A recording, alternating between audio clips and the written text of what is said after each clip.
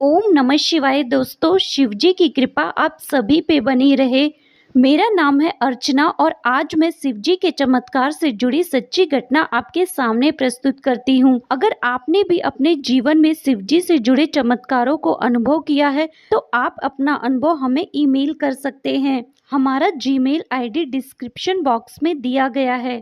आज के शिव जी के चमत्कार से जुड़ी हुई सच्ची घटना को अमन जी ने भेजा है, तो चलिए शुरू करते हैं। मेरा नाम है अमन और मैं हरियाणा के सोनीपत में रहता हूँ। बचपन में ही किसी एक्सीडेंट की वजह से हमारे पापा हमें छोड़कर चले गए थे, पर शिव जी ने हमें एक बाबा की तरह ही रास्ता दिखाया। जब जब कभी भी मैं लड़खड़ाया तो एक बाबा की तरह ही तुरंत उन्होंने मेरा हाथ पकड़ लिया। हम 4 भाई बहन हैं और हमारे पापा ना होने की वजह से बचपन से ही मम्मी ने हम चारों को संभाला, इसलिए मम्मी में ही हमारी पूरी दुनिया बसती है। एक बार मम्मी के पेट में अचानक बहुत दर्द हुआ। हमारे पड़ोस में रहने वाली सरिता आंटी, जो कि हमारी बहुत मदद करती थी, वो मम्मी को डॉक्टर के पास ले गई। डॉक्टर ने कोई दवाई दी जिससे दर्द थोड़ा कम हो गया, पर 1-2 दिनों में फिर से बहुत तेज दर्द होने लगा। फिर से डॉक्टर के पास जाने पर डॉक्टर ने उन्हें अल्ट्रासाउंड कराने के लिए कहा, पर उस समय हमारे पास इतने भी पैसे नहीं थे कि उनका अल्ट्रासाउंड वगैरह भी करवा सके। फिर सरिता आंटी ने किसी हॉस्पिटल में ले जाकर मम्मी का अल्ट्रासाउंड कराया।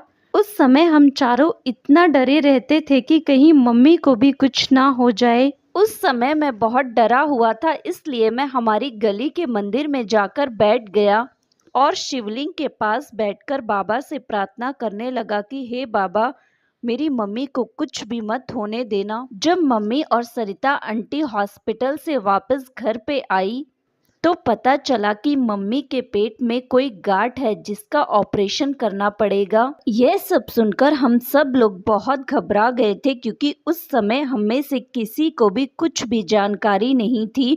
क्या करना, कैसे करना, कुछ भी पता नहीं था।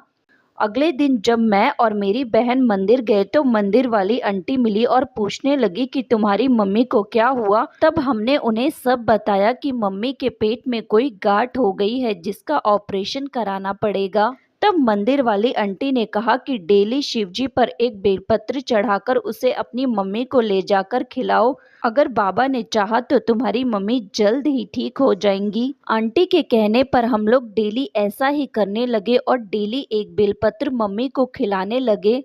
धीरे धीरे हमने देखा कि थोड़े ही दिनों के बाद जो मम्मी के पेट में बहुत तेज दर्द उठता था, वो बहुत दिनों से नहीं हो रहा है। फिर 1-2 महीने बीत गए, लेकिन मम्मी के पेट में कभी दर्द नहीं हुआ।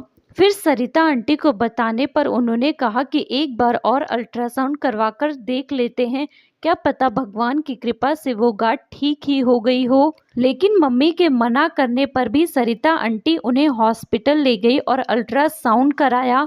लेकिन मम्मी के अल्ट्रासाउंड को देखकर डॉक्टर भी हैरान रह गए कि ये गांठ अपने आप ही इतनी जल्दी कैसे गल गई।